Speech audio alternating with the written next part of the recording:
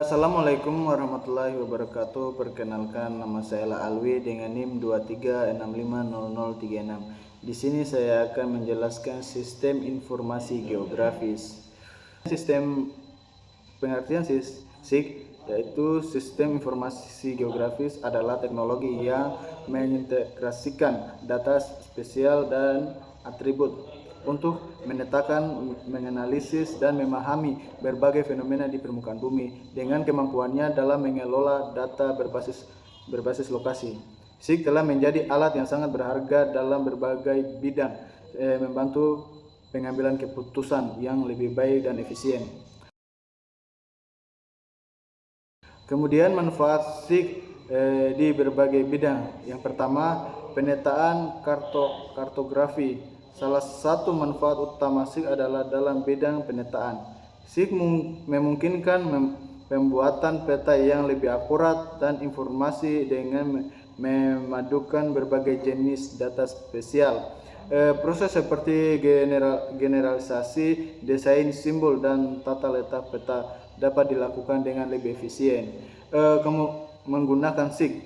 Contohnya pembuatan peta rupa bumi RB yang dilakukan oleh Badan Informasi Geospasial memanfaatkan teknologi SIG untuk menghasilkan peta geografi yang lebih akurat. Kemudian manfaat yang kedua yaitu pengelolaan sumber daya alam. SIG berperan penting dalam inventarisasi dan pengelolaan sumber daya alam. Dengan SIG kita dapat memetakan persebaran sumber daya seperti mineral, hutan, dan air, serta memantau perubahan yang terjadi dari waktu ke waktu. Misalnya, dalam pengelolaan hutan, SIG digunakan untuk memantau deforestasi, mengidentifikasi area yang membutuhkan reboisasi, dan merencanakan pengelolaan hutan yang berkelanjutan. Kemudian pengertian profesi dan profesional. Profesi adalah pekerjaan yang dilakukan berkaitan dengan keahlian khusus dalam bidang pekerjaannya. Sedangkan profesional adalah orang yang mempunyai atau menjalankan profesi yang hidup dari pekerjaan itu dengan mengandalkan suatu keahlian yang tinggi. Setiap profesional berpegang pada nilai norma moral yang mengarahkan dan mendasari perbuatan luhur dalam melaksanakan tugas profesinya.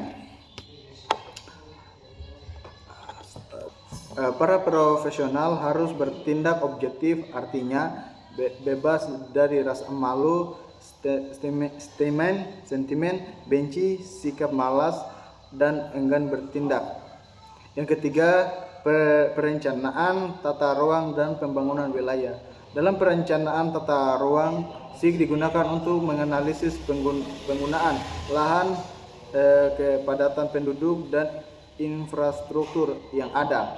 Informasi ini membantu perencanaan dalam penentuan area yang cocok untuk mengembangkan perumahan, industri, atau fasilitas umum. Sebagai contoh, pemerintah kota dapat menggunakan SIG untuk merencanakan pembangunan jalan baru dengan mempertimbangkan faktor-faktor seperti kemacetan lalu lintas, fotografi, dan dampak lingkungan.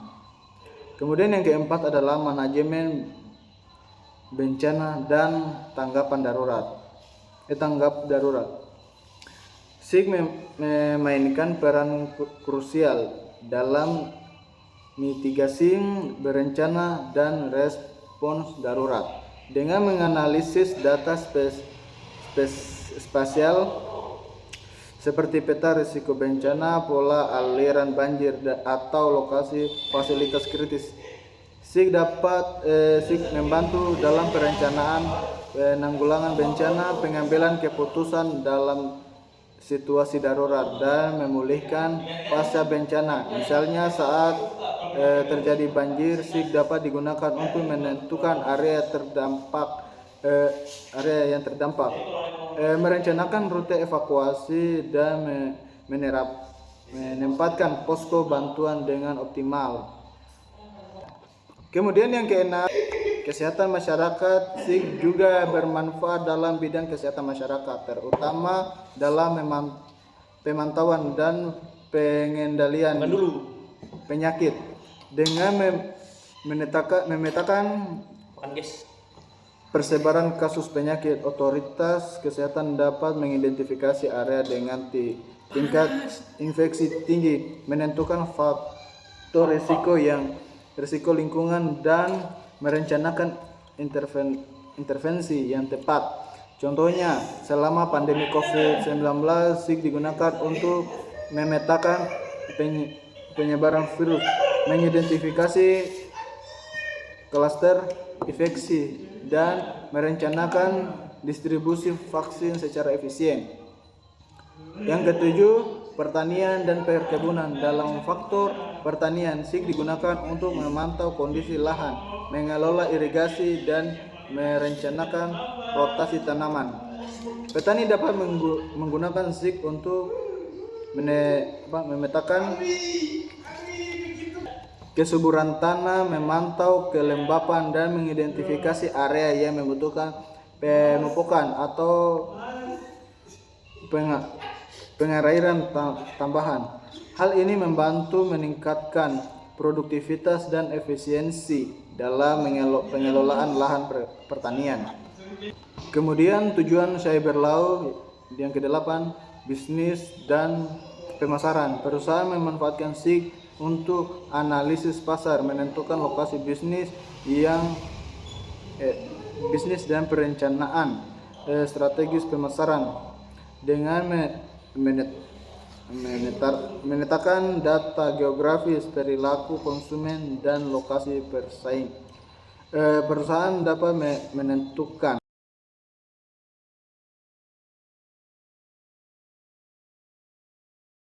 lokasi toko baru yang strategis, menargetkan kampanye pemasaran pada area tertentu, dan mengoptimalkan distribusi produk tersebut. Demikianlah materi yang saya sampaikan. Saya akhiri dengan ucapan wabillahi taufiq wal hidayah. Wassalamualaikum warahmatullahi wabarakatuh.